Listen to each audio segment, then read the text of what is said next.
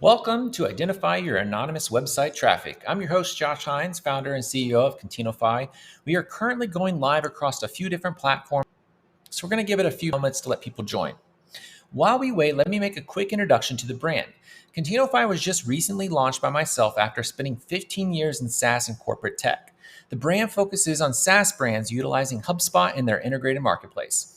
We offer a fractional subscription model that gives you access to unlimited marketing and revenue operations with no scopes, no quotes, and no billable hours. Simply submit and prioritize requests and then consider them done. We'll meet once a week to collaborate with your point of contact and share any updates on requests and get feedback for upcoming work or answers if there are any bottlenecks. So let's start scaling. So now that we got that out of the way, let's jump into it. So first and foremost, housekeeping. This video is pre-recorded so that I can be live in the comments. Any questions you need to ask while the video is running, share them. The more the merrier. Some of the questions I might even broadcast live. Also, if there are questions that come to mind during the presentation that you want addressed, submit them as well and they'll possibly be a part of the next webinar. Secondly, this video will be available on the Contineofy website and YouTube. Be sure to subscribe to the channel so that we can get access to all the bells and whistles there and make better sharing experiences for you. Okay, so now that that's out of the way, let's get to the next slide. So if you haven't heard, last year, HubSpot bought this company called ClearBit. It's one of those IP identification software companies that got really good at understanding who's who during 2020. So what that means for you and why you're here is, well, according to HubSpot, the main traffic on your website usually comes from the following sources to the left. Now, that's great for marketing attribution and understanding after someone fills out a form or becomes a customer where they came from. But the fact is, according to UserPilot, only 2 to 5% of website visitors convert. That leaves you with not knowing who 95% of your website visitors are. Worse yet, are they your current customers trying to figure out other capabilities you have to offer, or are they your open HubSpot deals and trying to figure out an answer to a question? Well, that's all changed since HubSpot Inbound. For those of you who haven't heard, I'd like to introduce you to HubSpot Breeze Intelligence. Now, with a few clicks, you can understand what companies are viewing your website, whether they are in your total addressable market, and more importantly, are they showing intent to buy? Let's get into the details, and I'm even going to show you step-by-step how to use this so that you can use this in your own business. So open up your HubSpot instance and let's dive in. So setting up this new Breeze Intelligence can be done in 3 easy steps. First, you need to join the program. Secondly, configure your target market. And lastly, what you consider your buyer's intent. For a visual, we are going to reveal all your website companies, and then we'll see if they're in your TAM, and lastly, if they're showing buying intent. From there, you work through the best companies to the least. Before we get started with Breeze Intelligence, if you're new to HubSpot, you must first install your tracking code on the website. To find this code, click the widget button on the top right. On the new page, on the left-hand side, click Tracking Code. Copy and paste this tracking code into every page on your website just before the body tag. So now that your tracking code is installed and properly firing, let's jump into Breeze Intelligence. To access the platform, you're going to want to click your account in the top right-hand corner and select Product Updates near the bottom. Then select In Beta in the left navigation bar and search Breeze Intelligence. After filtering, push the button Join Beta and confirm and approve the permissions. And then wait a few moments for everything to process and then refresh your browser. In the main HubSpot menu, hover over the microphone and then click Buyer Intent at the bottom. Welcome to Buyer Intent. On the main overview screen, you'll be able to see what companies are funneling through your intent funnel, matching your TAM, intent, and finally which ones you've added to your HubSpot CRM. You'll also be notified of hot companies meeting your requirements, but not in your CRM in the middle. And then at the bottom, you get a view of your TAM, your market penetration percentage in your CRM, and the opportunities you still have to address that are unknown. Even after all these years, we're still a bunch of hunters and gatherers.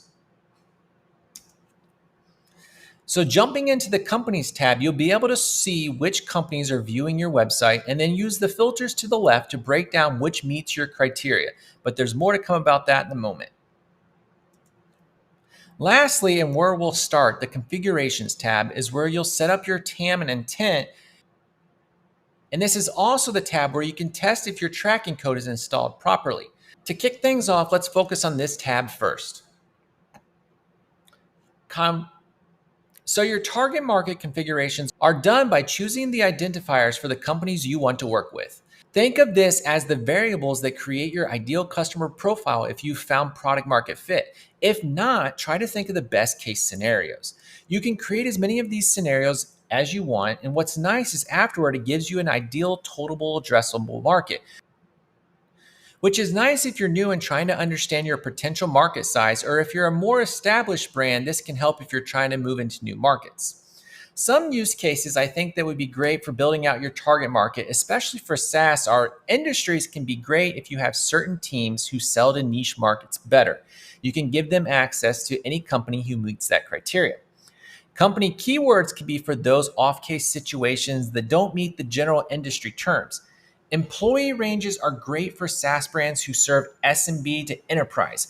A great segmentation for this, especially if you're selling by users, is filtering by potential seats. Company state is great if your sales team is divided by region. Quick note, you're filtering on the account level. So this is going to register the headquarters, not where the contact lives, which could create some interesting situations for those working remote to prepare for. Web technologies is another fun one that you could filter on if you integrate well with another software solution that you want to be made aware of if they are using or not, so that you can bring it up in the sales conversation to make sure that they know that you guys integrate well.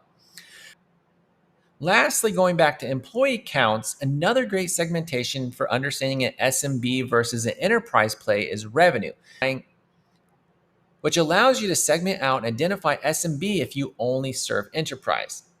So this part alone is probably already data overload, and you've probably already started trying to configure out one of your TAMs, but let's leave this tab open and open up a new tab and move on to buyer intent. Setting up your buyer intent criteria is done by thinking through what pages on your website would you identify as pages that someone would view if they were interested in your platform.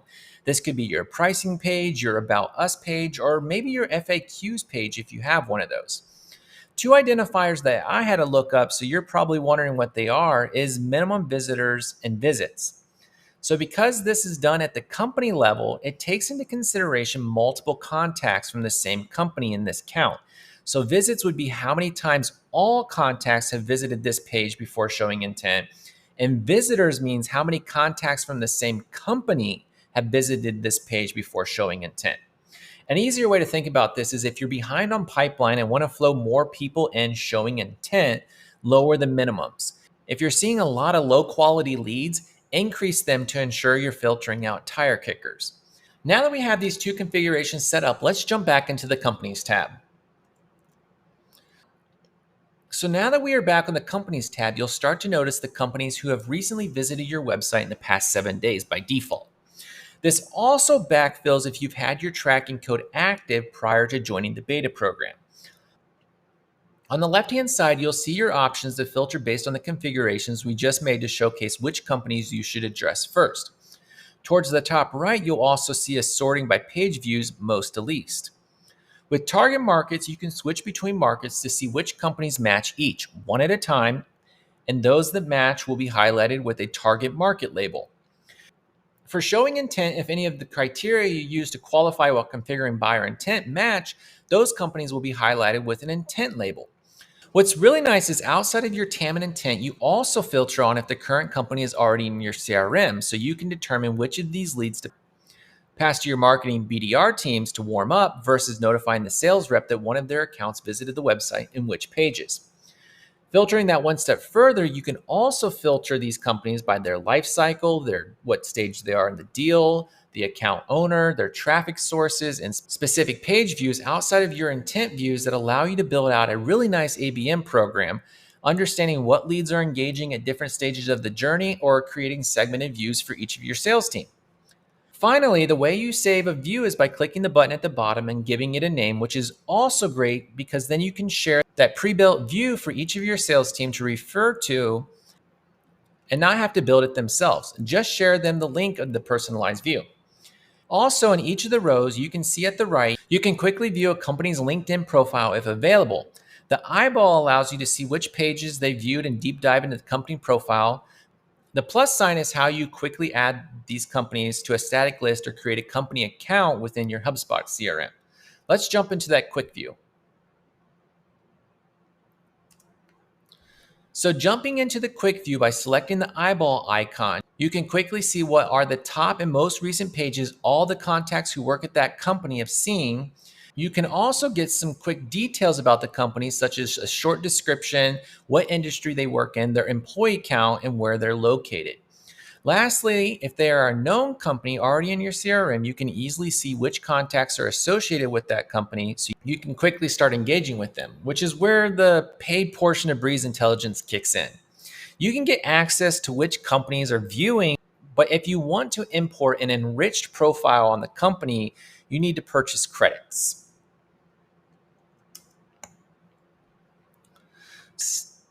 So now that you know how to identify which companies are visiting your website, thinking next steps, things could go a few several ways. Two in particular.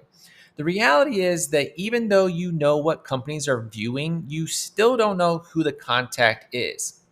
What this means is that you could take this information and do better ad retargeting by creating more personal ads based on what you do know and creating audiences based on those identifiers to create better advertisements that appeal to specific industries, revenue levels, locations, etc.